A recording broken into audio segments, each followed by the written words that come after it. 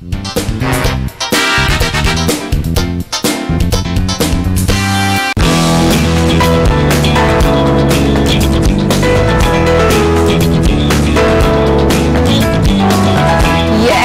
kasama natin ngayon si Miss Emeline Diaz at tuturuan niya tayo ng soap making. Diba? Anong klaseng soap itong ating gagawin ngayon, Miss Emeline? Oh, gagawa tayo ng liquid dishwashing soap. Liquid dishwashing, maganda yun. Kasi para nga naman makakatipid pa tayo sa sa ating mga bahay. Yes. Pwede rin na gawing business siya. Kumikitang business. Kumikitang business. Maganda yan. Bago natin haluin, gusto ko ako maghalo, Miss Emeline. Ano ba yung mga ingredients nitong ating dishwashing soap? Alam mo, napakagandang business nito kasi hindi mo kailangan, hindi nagre-require ng malalaking capital. So, nakita ninyo, baldi lang yan, no? Okay, tapos yung panghalo mo, kung plastic yan, maganda, magagamit. Requirement ba, Miss Emeline, na see-through? Hindi naman, ngayon lang kasi for the purpose na makita ng mga viewers natin kung anong nangyayari sa loob. Ito po, may ano rin kasama na po sa, may nabibili pa ng ganito. Actually, ano lang ito ng dust. Diba? Yun ang maganda doon, at least na-recycle mo pa na itatapon. Pag nasira yung pinaka-ano niya. Maganda po. Pero huwag niyo sisirain yung dust. Maganda kasi talaga ideal ko nga, saan nabibili. Meron talaga. Yan lang. So, kita mo napakalit ng capital. Tapos tap water lang. So, meaning yung galing lang sa gripo. Okay. O yun lang. Yung galing sa gripo ang gagamitin lang natin para paggawa ng liquid dishwashing. So, ano yan? Timba, panghalo, tapos tap water. Ano naman yung mga gagamitin natin? Siyempre, pabula? Opo. So, kailangan siyempre gagamit tayo ng mga konting chemical. Raw mats. Ito yung pinaka-raw mats. Pero huwag sila mag-alala kasi lahat naman yan, approve yan ng BFAD. Kasi nga ginagamit yan sa pinggan eh. Diba? At kinakainan natin yung pinggan na panlinis. Yan. So, alam niyo, napakagandang business kasi nowadays talagang lahat ng tao gumagamit na ng mga dishwashing soap. Diba? So, yun po. Ganito lang. Ang nilagay natin dito, 5 litro ng tubig. 5 litro. Oo. So, makakagawa ka na niyan ng napakaraming liquid dishwashing soap. No? Mga ilang, ano yun, tambawa, 300 ml na bote. 1 liter. 1 liter. 1 liter. Tapos i-dispense siya sa 1,000 ml. 1,000 ml. Dispense siya sa maliliit na lalagyan. Kung gusto niya 250 ml or pwede mong ilagay sa sachet. Diba? Uso rin nga yung mga sachet, ganyan. Yun po. So ngayon, ang unang ginamit natin ay yung tinatawag na tinunaw natin dito itong tinatawag na sodium lauryl ethyl sulfate or SLES, no? Shortcut name niya. So ito po yung texture niya. Tapos para siyang gel. Tapos nilagay natin na ano. Oo. Tapos nilagay natin dito sa tubig na 5 litro nga. Kailangan tunaw na tunaw. Matagal siyang i-steer? Medyo pag bago ka pa lang, abutin ka ng 20 minutes. 20 minutes. Pero kung magaling ka na, mabilis ka na, mga 10 minutes, 5 minutes, kaya mo na. Basta halo lang ng halo. Haluin mo. Hanggang sa kung makikita nyo, nagpantay na siya sa water, di ba? Okay. So parang transparent na rin, no? Parang tubig na rin siya. Ngayon, ang susunod, okay, ma'am, ito, lagyan natin ng tinatawag na coconut diethanolamide. Para sa isang na dito, isang buo na. Isang buo, lahat na yan. O pre-measured na natin ito, mga 50 ml. 50 ml na coconut coconut diethanolamide or Sidea. Okay. Actually, sinasabi ko na ngayon yung talagang raw mats nito, hindi na to secret. So, anybody po na viewer ngayon ay makakagawa kayo ng mga dishwashing soap ninyo. Lagay na mo natin. Ilalagay ho ninyo. Paano yan? Foam booster ho yan. Ito nga pa lang sila binder. Hindi ka magkakaroon, hindi mabubuo ang dishwashing soap mo kung wala ka yan. nito. Hindi yan yung nagpapabula. Ito na rin, kasama ito, foam booster binder. Ito na rin pang foam. Opo, pang foam at pang linis So, habang nilalagay yun, kailangan hinahalo. Ako na maghahalo. Sige. Dahan-dahan lang ha. Kasi dadami yung suds kapag malakas ang halo. Okay. Next is... Tapos, hulog na. Sige. pero syempre, ilagay muna natin yung kulay. Oo, food coloring lang yan na nilagay natin sa water. Parang orange siya na ano, parang pwede bang Magiging yellow yan.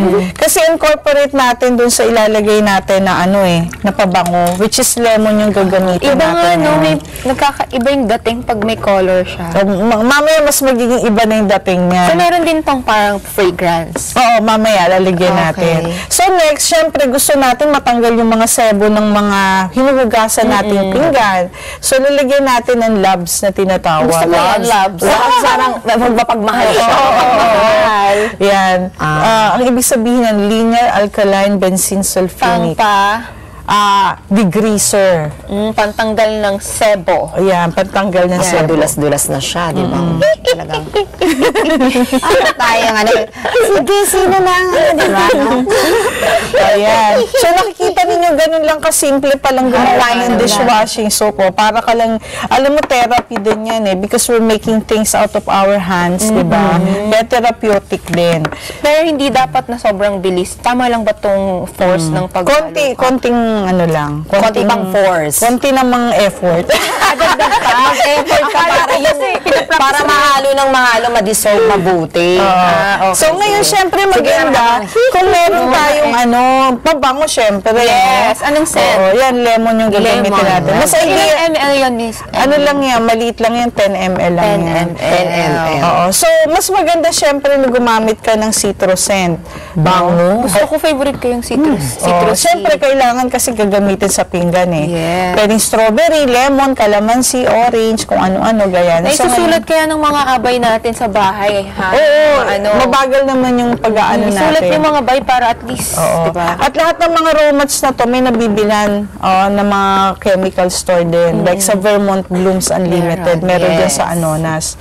Okay, so syempre, ang gusto ng mga client natin, pagka natuto na kayong gumawa ng yung mga mabula, 'di ba? Yes. Kasi ang pangit naman maghugas ng pinggan kapag wala ka man Wala. nakasadsad. Parang feeling mo, hindi walang siya effect. Oo. Walang effect. So, eto yun. Yan yung Vego liquid. Ang bango. Foam booster. Foam booster. So lalagyan mo ng foam booster ngayon. Ilang ml siya? Yeah, 50 ml yan. 50 ml. Oo. Itong ginawa natin pre-measured na yan para Pero mabibili nila yung mga chemicals na yan by liters. Oo, by liter, by kilo. By kilo. Pero meron din mga trial kit na mabibili sila dun sa Vermont. May mga trial kit din. Yan. Susunod. Ngayon, ito, kasi actually, ito na, yung mamaya natin to explain tong pinaka-last dyan, na ilalagay mo, syempre anong kulang? Wala pang lapot, di ba? O, sige. Parang ano siya? Anong salt? Anong klaseng salt? This is technical salt. Hindi to, Hindi table salt. Hindi table salt. Parang kanina. Pakatitik mo. Dahan-dahan. Dahan-dahan. Yan. Yan, ganyan. Medyo, yan, okay lang. Sige. Ay, oo nga, no. Ang galing. Wala pa yan. Hindi pa kasi nade-dissolve mabuti yung salt. Pero Pero malaki. halo-halo ka pa. Sige. Kulit eh. Yan. So, matutunaw lang siya by stirring ng, continuously. Madali lang pala at hindi ginagamitan ng init, di ba? Yes, oo. At least hindi ka gagamit ng kuryente, no? Oo, yun.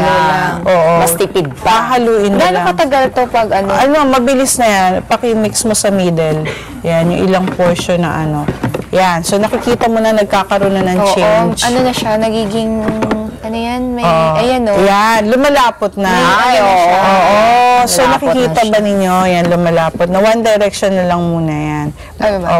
Yung kaninang direction. Para yung air ay mag-lock. Counterclockwise. Oo. So, ganun din di ba pag nagbe-bake tayo, isang direction, the same thing. Yan, so, medyo bilisan nyo ng konti. Bilis-bilis daw ang So, ano napansin mo? Ano na Tumigas siya? na, bumigat na, no? Oo, dense na yung Feel mo, ikaw feel mo rin. Ikaw. feel Try ko. mo. Kapag ganito ang sige ganyan, di ba? Masara talagang di ba? Ang galing, di ba? Ganun na kasimple. Ngayon, kasi pwede natin lagyan ng tinatawag na Parang hindi na option. kailangan. Gusto ko tumayo talaga. Yan, oo. Kailangan, diba? maganda lagyan ng tinatawag na anti-bac. Gusto mo ba yon yung na nagkakaroon ng antibacterial yung So, yung ilang ml siya? 10 din. Mga 5 lang sa isang formulation. Tapos, kung gusto mo naman maging mild sa skin, lagyan natin ng lanolin. Diba? Talagang ano pa, para 5 ml din. nakakaalis ng irritant. Kasi Kasi diba, irritating sa skin may kasi mga yung complaint minsan sa mga ginagawang dishwashing soap na iba na pag gumamit, parang maano raw, nagda-dry yung skin. So, para hindi mag-dry, lalagyan Nakita natin natin ng sa kanila. glycerin.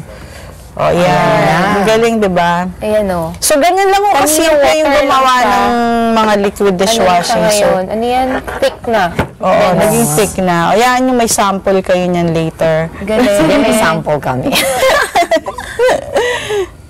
So, yun na. Oo. So, alam niyo po, I would like ganito, maliban sa meron silang mabibiling mga trial kit na ganyan, pwede silang pumunta dun sa Vermont Blooms. Nagkakanda kasi kami ng mga livelihood training. Yes, meron dito. kayong seminar this coming January, di ba, Miss Emeline? January 17 sa UP Diliman po. I would like to invite everyone. Pwede po kayong tumawag dun sa mga cellphone number namin. Yung 0927-641-4006. At yung isa pa, yung 0908-133-7314. At para naman ho sa landline, yung 434-8654 at saka 587-4746. Tapos pwede rin nilang i-like din yung aming Facebook page, Golden Treasure Skills Development Program. I-like nyo lang para magkita-kita ulit tayo sa Facebook. At pati ho, pwede nyo rin i-like yung website namin na goldentreasureskills.ph. Ayan. Thank you, Miss Thank Emeline. you, Miss For Emeline. always being here. Sukin natin si Miss Emeline. At binibigyan lagi ng tips ang ating mga kataong bahay. At natuto tayo ngayon uli, panibago ito, di ba? Yes, kasi ngayong holiday season, maraming hugasan ng plato, di ba? So, dahil maraming reunions, birthdays, and mga events, talagang maganda itong binigay sa atin na bagong kaalaman ni Miss Emeline. Thank you po. Thank you. Huwag kang madadala, balik at balik pa rin dito, Miss Emeline. Salamat Marami po. pa tayo sa ating pagbabalik. Zumba Day today. Makakasama natin si Miss Divine Montero. Diyan lang kayo, babalik pa ang taong bahay.